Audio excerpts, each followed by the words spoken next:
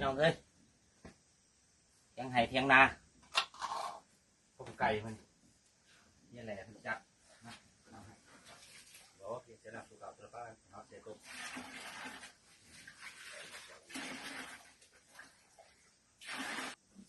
พอครัวเพิ่นเนาะ นี่นอนพี่น้องเอ้ยเบียร์เพิ่นนอนอยู่นาสร้างร้ายเป็นทายาทนะกินแบบธรรมชาติเขาเลย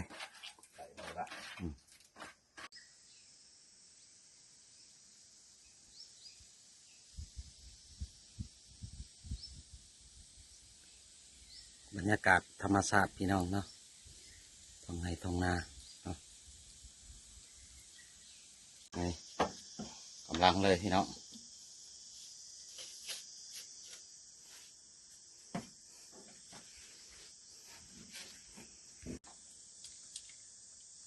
ต้มเป็นโตเลยเนาะ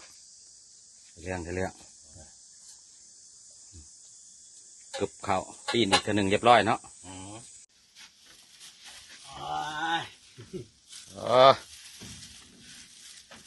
ได้เอียนโคกพี่น้องเนาะโอ้ลองดูฮะตายแล้ววะมัดคอมันตายเลยโอ้ตัวใหญ่เนาะแต่ว่าซุปข้าวต้มไก่ทาแล้วเนาะอันนี้เนาะพี่น้องโอ้ใหญ่เติบ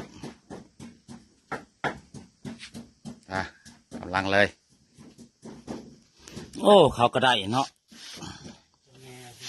ตัวแม่วะนี่ตัวแม่พี่น้องใหญ่เติบมูซิง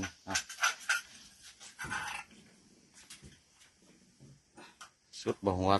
สวงยาวถอดยาวเท่ามึงกับยักษ์จ้ะตัวผู้วะโอ้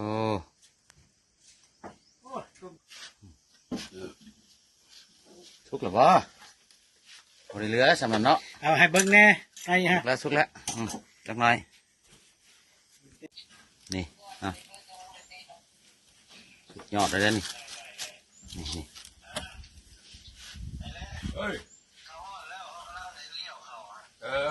ทุบบอกเขาเอาก่อนข้าวก่อนโอ้ยจังไงผมว่า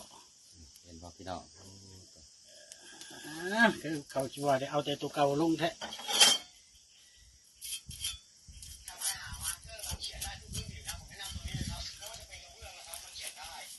ของแท้เลยพี่น้องเลยเนาะ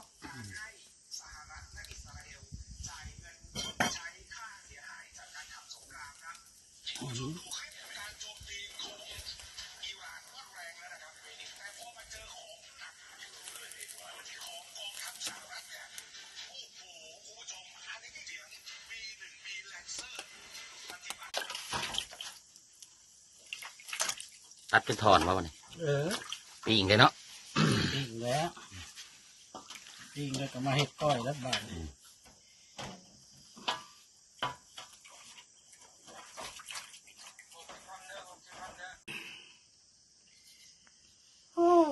ตลอดลมตลอดเคยกูเอาตัดห่างมันก้อยใช้เลือด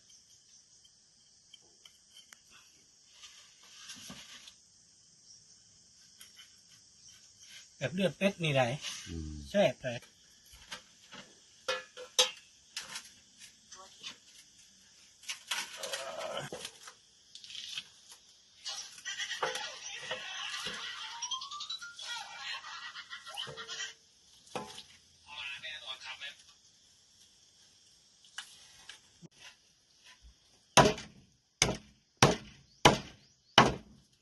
โบราณ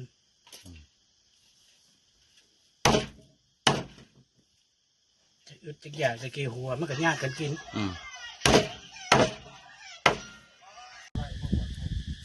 ผักก้อยเนาะตัวนี้สุกแล้วตัวนี้เป็นจีกเป็นชิ้นเป็นผักก้อยเลยนี่ของขนาดมัน60 ละคนแคมป์เข้ามา10คนลงน้ำเสือพวกนี้เห็นแล้วโตเรียก หางมันนี่พี่น้อง คิดยังบ่มีเนี่ยแนวลอกลอกไปอีกคน โอ้มันเฮ้ย มันเป็นแผ่นเลยนะ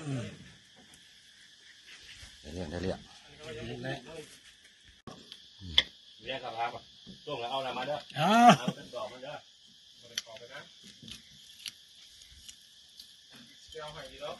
มันโดนเลยมันหยาบเลยเนาะ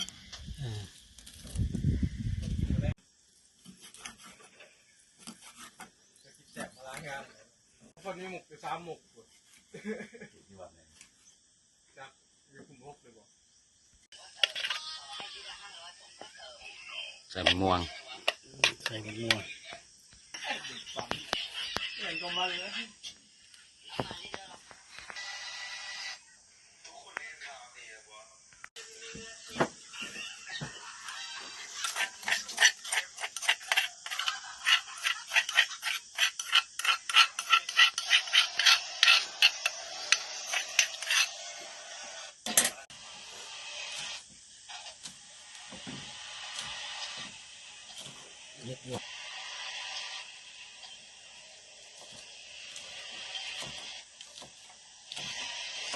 ขัวโอ้คัก ก้อยงูสิง ไปมีสิง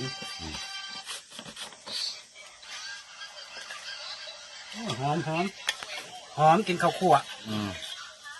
กินแบบธรรมชาติมีเสียงจักจอกจักกันพร้อม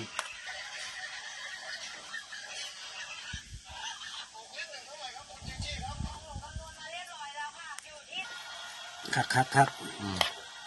ก้อยงูสิงพี่น้องก้อยงูสิงได้คักอยู่วะสุดยอดเนาะ โอ้ตัวนี้มันปูโคตร อืม